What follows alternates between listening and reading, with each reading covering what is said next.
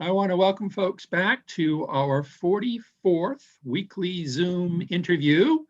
And my guest today is Ellie Pelletier. Ellie, welcome. Hi, thank you so much. It's such an honor to be here. Well, we look forward to speaking with you. Where are you coming to us from? Right now, I am at my apartment in Orono, Mhm. right outside of the University of Maine. And that's where you attend school? That's where I attend school at the university, studying animal and veterinary science. I'm a pre-vet major. And what year are you? I'm in my second year. I just actually finished my second year, so I'm going to be a junior in the fall. Excellent. You're all done with your second year? I'm all done. I made it through. Congratulations. Thank you so much. Finals are all complete? Finals are all complete. They all went well. Good. Life is good. So tell us what being a student, a college student for this past year has been like during a pandemic, which of course goes back to the spring semester of last year as well. Yeah, so I actually lived in the dorms my freshman year. Mhm. And of course, right before spring break, we got kind of kicked out in the sense that we had to move all of our stuff and pack up our things. And we had, 2 days to move out. And so that was pretty stressful. And I guess that my biggest challenge was definitely the whole internet, moving online. I had never done anything like that. I'm a super hands-on learner, Mhm. but I made do and figured out, everybody was super nice. My professors were always super helpful and able to let me, if I had trouble with my internet, they were always super, super easy and let that slide. And it was definitely necessary to move our learning online. It was sad, and I'm super hopeful that we can get back to in-person learning. Mhm. But it really, I think the university did a great job with, we had no time to plan for any of this. This is so unprecedented, and they just made do. And essentially, I had a blast.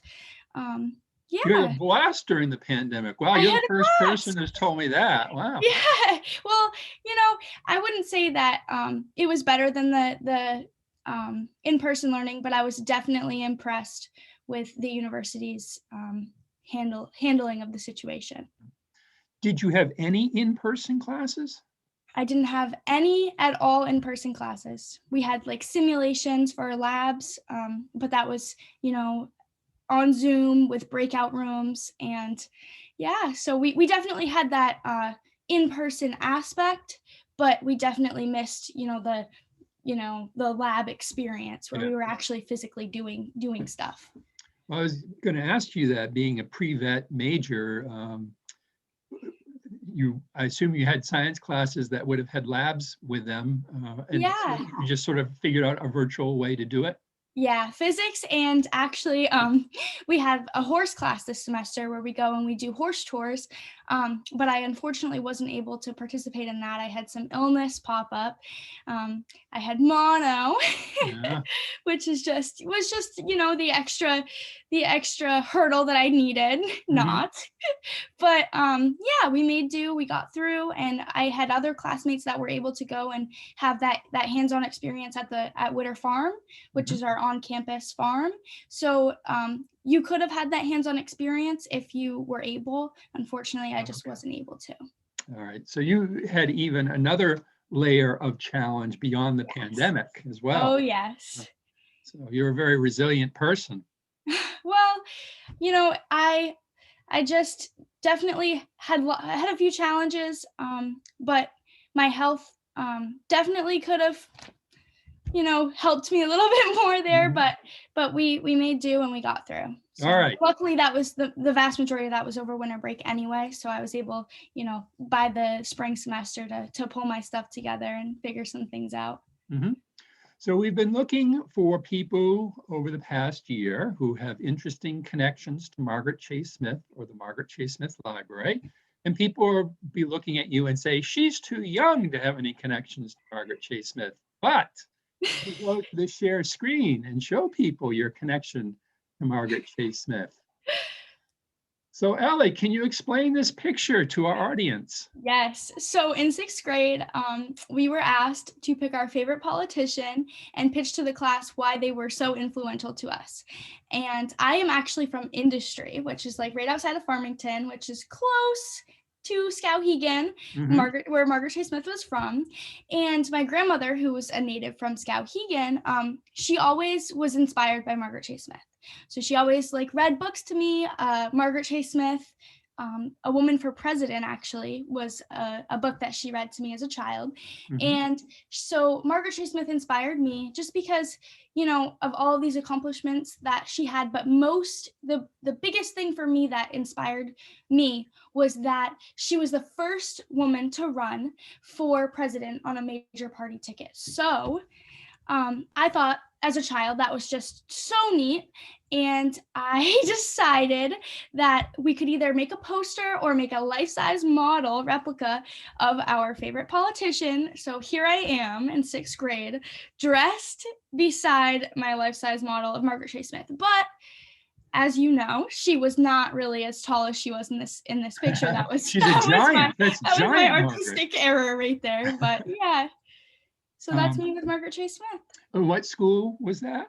I went to Mount Blue in Farmington, so that would be Mount Blue Middle School. Middle school, okay. Yes. And when you were in the middle school there, did you ever take a field trip to the library? Yes, we did actually. I believe we actually went twice, and I was definitely inspired by that as well. But there's something to me about a local woman who just, you know, was a potential candidate for president and accomplished so many things. And when you go to the library, you can look around and see the timeline of everything that she accomplished, and to go there and be in her house, it was just extremely influential to me. What did you make Margaret out of? So she's actually fully paper mached. So Wow. I took like pantyhose that I found at, you know, the store, and I filled them with like stuffing that you might put inside like a pillow. And I you can tell her legs are not, they don't look so wonderful. But and then I paper mached around those, and we kind of had like shirts underneath that we filled also with that stuffing, and then paper mache. I say we, my mom helped me a great deal on this.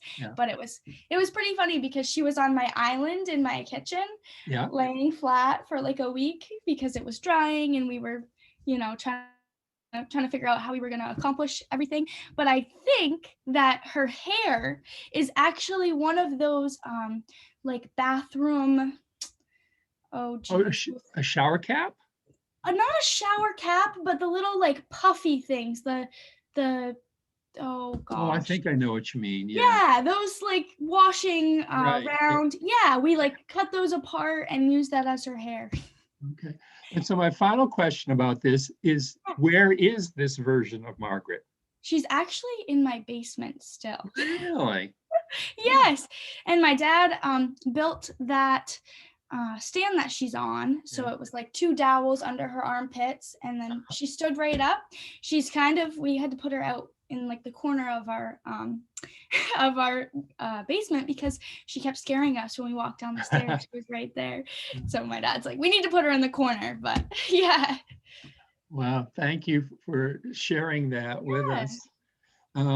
So the next connection comes when you are in 12th grade, so 6 years later, and every year since 1990, I can't remember if it had been 96 or not. Well, it would have been advertised in 96, and the first one would have been the spring of 97, the Margaret Chase Smith essay contest, of which this year's was the 25th version of it. And you were a participant, I think it would have been 2 years ago in 2019. Is that when you graduated from high school? Yeah, 2019. Yeah. And every year we pick a theme. This year's theme was the Electoral College. And in 2019, it was the Equal Rights Amendment. And you wound up getting 2nd place in that competition. And here is the opening of your essay, which I was reading. You called it Moral Defiance, and you have very strong views. And I was reading your 2nd paragraph, in which you talk about the free razor that your brother received. Yes. Tell people that story. So when you sign up for the service, for the draft anyway, Selective service. selective service, exactly. You get a razor in the mail. I think that it's sponsored by a razor company, which You said Gillette in the paper. Yes, Gillette. Yes, perfect. Thank you. And so it's sponsored by them, and I believe that they get the names for that from signing up for the selective service. So essentially, when you turn 18, you have to sign up when you're a male, and so he received this razor in the mail, and I was like, oh, well, that's cool. I want that razor. So I took it, and my essay really goes on to talk about, this razor and the meaning behind this razor. For my brother, it's your entrance into adulthood. It's you giving up this huge piece of you that, hopefully you never have to, follow through with. And some people do, and that's awesome. And it's encouraging, and it's so special to, to be there for your country. But for some people that don't, they don't pursue that path, it's a huge piece of adulthood that, it's insane to think about, how that's not something that a woman has to do. And I took this razor from him, and to me it meant nothing. Oh, cool, it's a free razor. But to him, it was giving up that piece of his youth that he would never get back. It was highlighting in a subtle way how we still make these distinctions between men and women. Exactly. Yes. And yes, perfect. And as I say, you received second place in that competition. Yes. And then it took a while. It didn't come to me right away, but something that I participate in is the selection every year of what's called the Margaret Chase Smith Public Affairs Scholars. And that's a program run by the Margaret Chase Smith Policy Center at the University of Maine. And they take applications every year. And this is students proposing research projects that will have some connection to public affairs. And I think we received 5 or 6 this year, and I'm reading along. One of the things that threw me is that your given name is Marielle Pelletier, but you go by Ellie. So it took me a while to realize, oh, I know this person. So tell people what your proposal was for, to be a Margaret Chase Smith Public Affairs Scholar for the 2021-2022 academic year. Yeah, so I have always aspired to be a vet, and specifically, I've always wanted to return to my hometown, which is a really rural area industry. There's, I think, 500 or 600 people that live there. And so my project is going to focus on the lack of accessibility of population control procedures and its effect on an underserved community. But also, essentially, I want to investigate how the vast differences in technologies and services accessible for rural communities contribute to the unmet basic and specialty needs of animals in the area. So essentially what I want to do is I'd like to interview vets across the state as well as elsewhere. I'm headed to Costa Rica this summer, and I'd like to ask them, how many animals are going without these basic care procedures, these population control procedures that we're not able to meet. As I'm sure many people know, we're experiencing this huge demand for vets in the state, and I think it's so important to shed light on the magnitude of the demand for these vets. And I think by interviewing locals and non-locals and vets, as well as everybody that is associated, that has gone without this care, basic care, specialty care, these demands are not being fulfilled. And essentially, rural medicine is so different than the urban medicine, say in Portland. And at times, it's even difficult to find. It's difficult to get into your local vet. You have your animal that you love like your child, and when you make an appointment to go to your medical doctor, you usually can get in within a week. And in Maine, we're getting these calls for help, and we have to prioritize emergency versus urgent versus these basic care needs, and many of these animals are going without. And my project, I'm hoping, is to highlight the differences between those rural communities, as well as those urban communities, as well as communities elsewhere where, these animals are going without population control. So spaying, neutering, they're going without these basic care needs that are contributing to overpopulation, as well as, just the lack of care statewide. And there's only 420 active licenses in Maine of vets. And personally, I worked with a vet in Franklin County. That's what really developed my love for vet med. And he retired last month at age 93. And we have these people who are retiring, and vets, the average vet, I believe, is like in their 40s, 50s, maybe even. And they're retiring, and we need to be able to replace them, and essentially shedding light on the demands and the needs for our animals that we love, just like our kids. That is what's going to ultimately change the state and bring this medicine to where we need it the most. So a component of this project is that you have this opportunity to go down to Costa Rica. Yes. How did that trip come about? So I was sent this link from my professor, and he said, Ellie, I really think this is something you'd be interested in. I just received word from these students at Auburn University, and they're going to be doing this project where they are going to fly to Costa Rica, spay and neuter these animals, and have a clinic and a course, and they're gonna teach you about the sterilization procedures there, and making do with what you have, essentially. And I think this is a great opportunity for you. And with overpopulation, it's such an issue there, and you should really look into it. So I, on a whim, applied, and I was accepted. And so I'm going to be headed to Costa Rica to take part in this great opportunity. Very good. And when are you going? I'm going on July 19th. So for about a week. Yes, for about a week. Very good. Well, good luck to you. Thank you so much. And then you'll come back and you'll start a new semester at the university, and you'll be working on this research project, and you have this interest in the disparity between rural medicine and urban medicine in the veterinary field, and with a very specific looking at population control. Yes, absolutely. And a part of what your hypothesis is that there's not enough vets to go around. Exactly. Yeah. So we'd be trying to look at ways to encourage more people to be able to be vets, or? Yes. Yeah, so I'm hopeful that we can start this realization of the need for these vets in the state.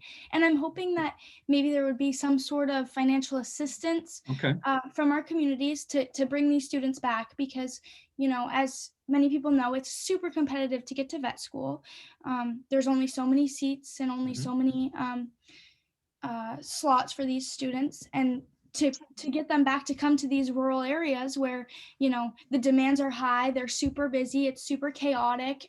We don't have this specialty care for the most part. When your animal gets diagnosed with something super specific, many times we have to send it to like Portland, for example. We have many referrals.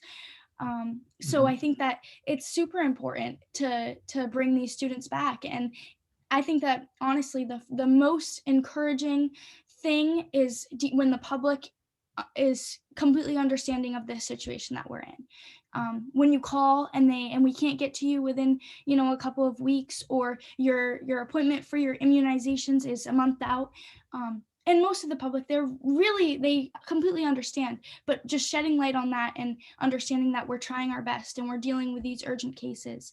And that's the most important thing, is shedding light on that demand, and dealing with those animals that are in critical care, that need this help more than an appointment, an annual exam. But I think that funding would be great to get these students back, and to maybe help pay off their student loans, which accumulate, especially with vet school, and to bring those students back to the community. Absolutely. So that's one of the big issues, is there's just not enough vets in Maine to go around. Exactly.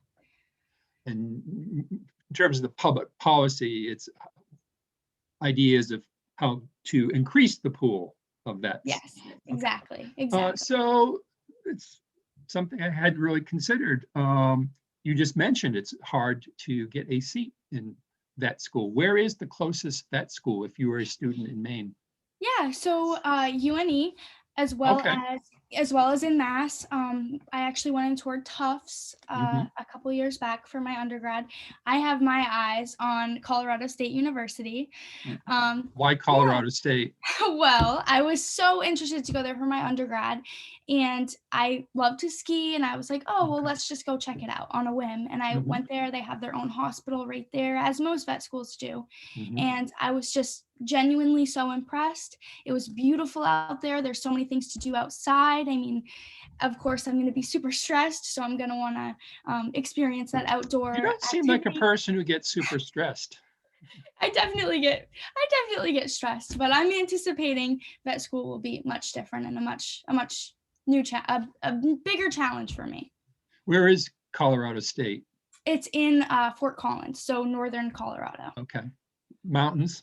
Yes. Well, actually, it's pretty cool because when you fly into Denver, I was so shocked it's so flat. Yep. And then you drive 2 hours north and in Fort Collins, where that university is, like the wall of mountains begins, and it's Yep. a beautiful, beautiful scene. You fly in over the plains, the Great Plains, and then boom, Yes. there are the Rocky Mountains. Yeah, exactly. And it was shocking to me. I was just like, oh, mountainous Colorado, and then we landed and Yeah, I just thought Colorado was all one big mountain. It's not. It's yeah, desert, it's plains, and it's yeah. mountains. Yeah. No mountains in sight when you land. I was like, did we go to the right place? Are we in the right spot? Okay. So is it harder to get into vet school than into med school? So I believe that it is harder to get into vet school than it is med school, just because of the number of vet schools. So the seats are essentially just less.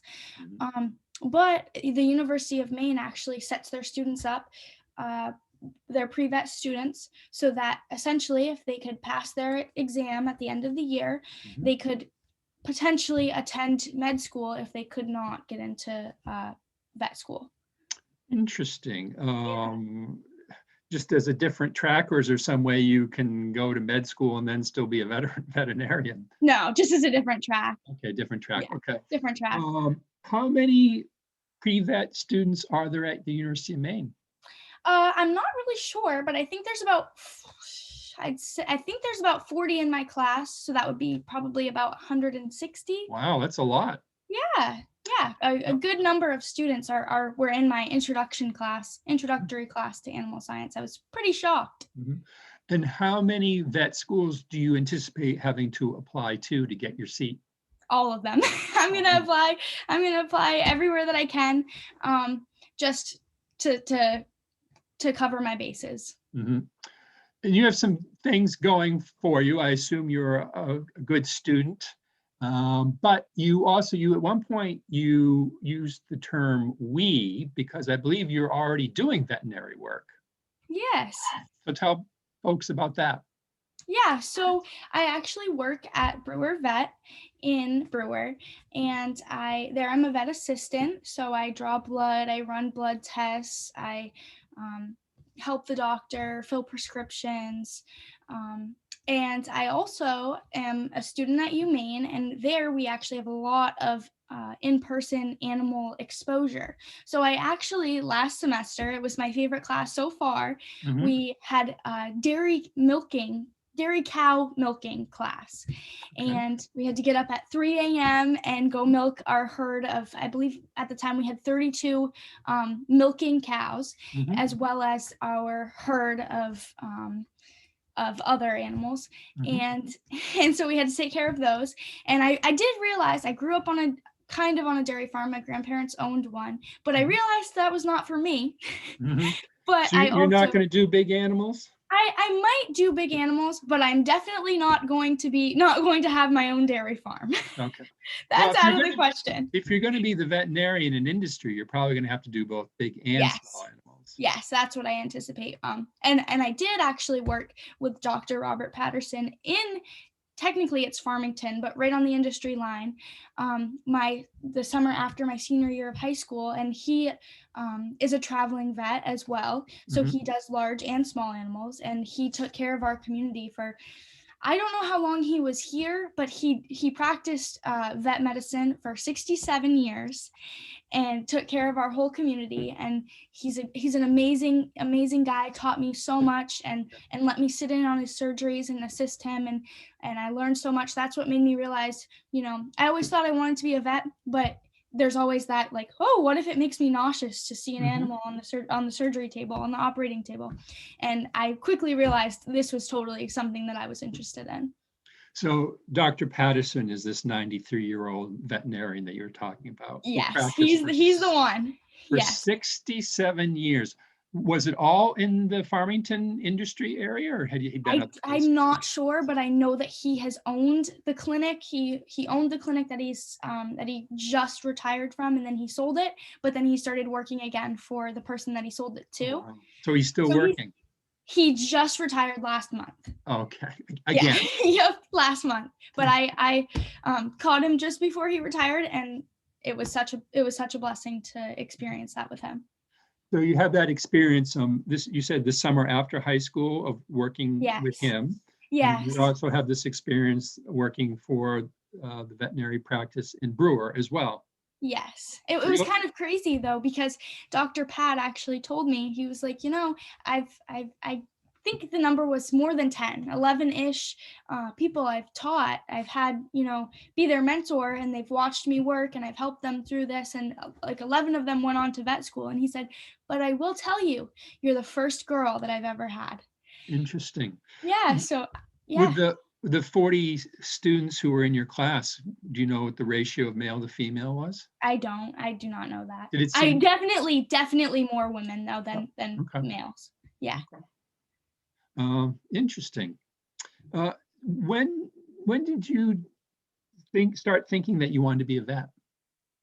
I have thought that I wanted to be a vet since I was like 4, I believe. There's a picture of me in preschool, and I'm holding a stuffed animal, and I have a stethoscope on, and I signed underneath, when I grow up, I want to be a vet, and I signed my name underneath, and my mom still has that, and it's framed.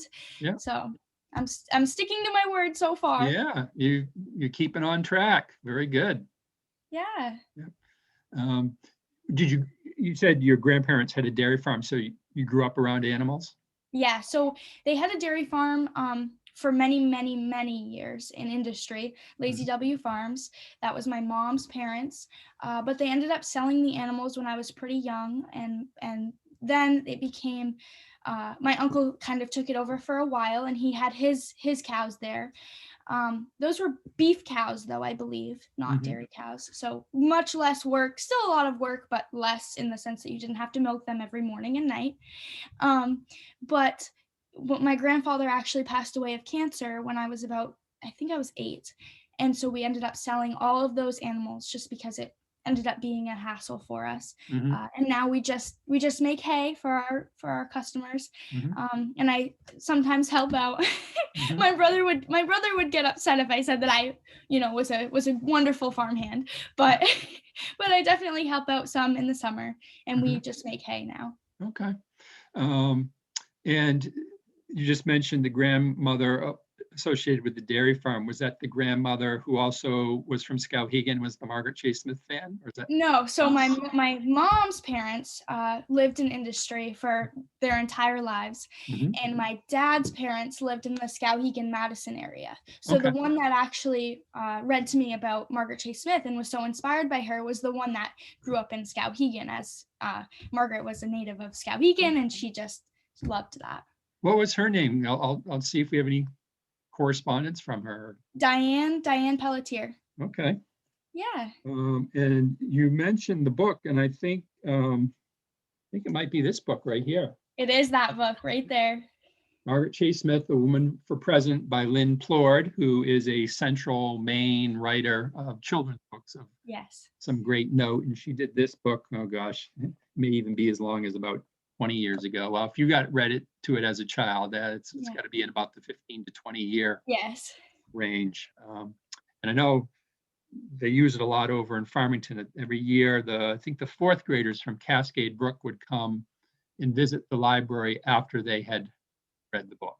I think that I was actually part of that, the fourth grade group that came there. Okay. I don't know if they just recently started that, but I am pretty sure, as I said before, that I had been to the library twice. Yeah. And I think that the first time I was in fourth grade Okay. after we read that book, and my grandmother actually bought another copy of it after we did that. I don't know if we had like a fundraiser where we sold them, or I'm not sure how that worked, but she definitely ended up buying one when I was, young then as well. So you have this trip coming up this summer. What else will you be doing this summer? So I will be working at Brewer Vet. Okay. And then I'm going for a week on vacation with my family. But other than that, I'm going to be going around interviewing some vets and hoping to starting your project. My project. Yeah, good. Absolutely. And like I said, I as a vet assistant at Brewer Vet, I get to see a lot already, and I work with a good few vets there as well. So hopefully I will be able to interview them, as well as vets they know, other vets throughout the state. Well, I wish you well this summer with your projects, going to Costa Rica, working at the vet, and beginning your public affairs research. Yeah. And there's a couple of stipulations in terms of getting the scholarship. One is that you'll be making a visit to the library, which you've already visited twice, but sometime when you're passing between Orono and Industry, you can just drop in and visit us again. Absolutely. And if you want to, you could load Margaret aboard, and on the way back from Industry, you can drop her off and we can put her on display for everyone to see. Oh, geez. And then the culmination of your project is that you have to do a presentation at the Student Symposium, which is held every spring. And there's different forms that can take. A lot of students choose to do a poster where they report what their findings are. So we'll look forward to seeing that as well. Awesome. And I'll look forward to being in touch with all of you guys. Yes, we look forward to help guide you along as you do your research. So thank you very much for sharing with us, and good luck to you. Awesome. And your ultimate goal of becoming a rural vet, perhaps in your hometown of Industry, Maine. Yes. Thank you so much. I really appreciate it. Okay, bye-bye. Bye.